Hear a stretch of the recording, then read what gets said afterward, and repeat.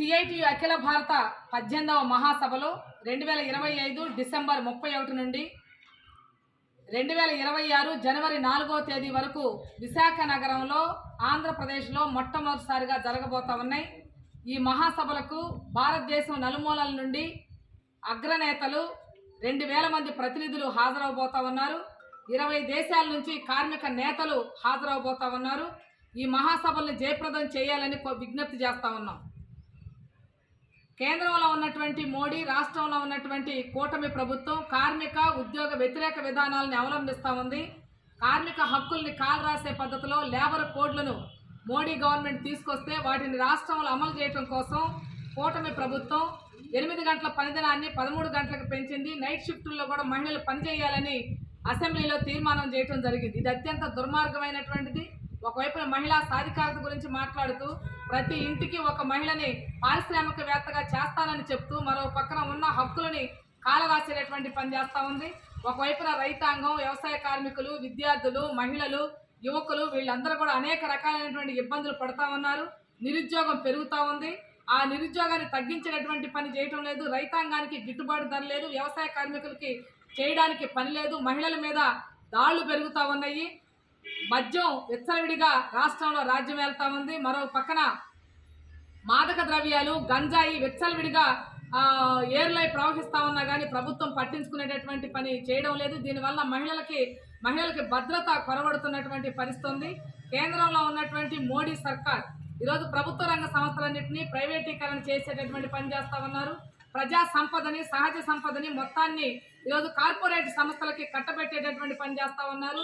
Airlines, సముద్ర మార్గాలు, గనులు, రోడ్లు మొత్తం అంతా ప్రజల ప్రాపర్టీ ఏదైతే ఉందో ఇదంతా కూడా కారు చౌకగా కార్పొరేట్ సంస్థలకి కట్టబెట్టే పని చేస్తూ ఉన్నారు. మన రాష్ట్రంలో ప్రధానంగా విశాఖ ఉక్కు అనేక మంది ప్రాణత్యాగం చేసి సంపాదించుకున్నటువంటి ఉక్కు ఫ్యాక్టరీని ఈరోజు ప్రైవేటు పరం చేయడం కోసం ప్రభుత్వం ప్రయత్నం చేస్తూ ఉంది. అంతా కంప్లీట్ చేసే పని చేశారు. దానికి ప్రతిపక్షంలో ఉన్నప్పుడు తెలుగుదేశం పార్టీ వ్యతిరేకించింది. ఇప్పుడేమో అనుకూలంగా మాట్లాడే పని చేస్తూ ఉంది. అందుకని పాలకులుగా ఉన్నటువంటి వాళ్ళు ప్రజాశ్రేయస్సు కోసం పనిచేయాలి. ప్రజాశ్రేయస్సు అంటే అన్ని రకాల తరగతుల వాళ్ళు ఉంటారు. వాళ్ళందరి కోసం పనిచేసేటటువంటి విధంగా పాలకులు ఆలోచించాలి. ఈ కార్మిక ఉద్యోగ వ్యతిరేక విధానాలను నిరసిస్తూ జనవరి 4వ తేదీన భారీ ర్యాలీ, బహిరంగ సభ 1,00,000 మందితో ఆర్కే బీచ్లో జరగబోతా ఉంది. ఈ బహిరంగ సభకు ఈ ప్రాంతంలో ఉన్నటువంటి కార్మికులు, ఉద్యోగులు 50 మంది ప్రజానికం పాల్గొని జయప్రదం చేయాలని విజ్ఞప్తి చేస్తా ఉన్నాం. వివోఏలు 25 ఏళ్లుగా పనిచేస్తా ఉన్నారు. కనీస వేతనాలు లేవు.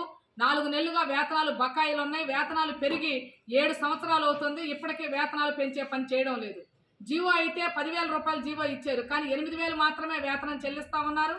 గ్రామ సంఘం నుంచి చెల్లించాల్సినటువంటి 2,000 రూపాయలు చెల్లించేటటువంటి పని చేయట్లేదు.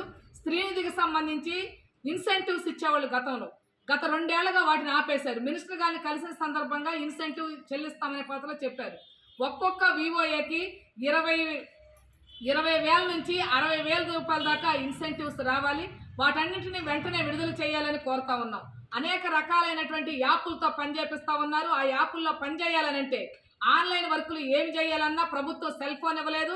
మొబైల్ ఇస్తామని చెప్తా ఉంది, లేట్ చేస్తా ఉంది. వెంటనే 5G మొబైలు, అలాగే ర్యామ్కి సంబంధించినటువంటి కూడా సిమ్ కార్డ్స్ అవన్నీ కూడా యాప్లకి ఆన్లైన్ ద్వారా పనిచేయడానికి వీలుగా సపోర్ట్ చేసేటటువంటి పద్ధతిలో మొబైల్ ఇవ్వాలని కూడా కోరుతా ఉన్నాం. అలాగే HR పాలసీ, ఇన్సూరెన్స్ను కూడా అమలు చేయాలని ఏపీ వెలుగు వివోఏ ఉద్యోగుల సంఘం నుంచి మేము రాష్ట్ర ప్రభుత్వానికి విజ్ఞప్తి చేస్తా ఉన్నాం. సమస్యల పరిష్కారం కాకపోతే రాబోయే కాలంలో రాష్ట్ర వ్యాప్తంగా పెద్ద ఎత్తున ఆందోళన పోరాటాలు చేయడం కోసం కూడా వివోఏలు సిద్ధం కావాలని పిలుపునిస్తా ఉన్నాం. జనవరి 4వ తేదీన విశాఖ నగరంలో జరిగేటటువంటి భారీ ర్యాలీ, బహిరంగ సభను జయప్రదం చేయాలని విజ్ఞప్తి చేస్తా ఉన్నాం. కె ధనలక్ష్మి, ఏపీ వెలుగు వివోఏ ఉద్యోగుల సంఘం రాష్ట్ర ప్రధాన కార్యదర్శి.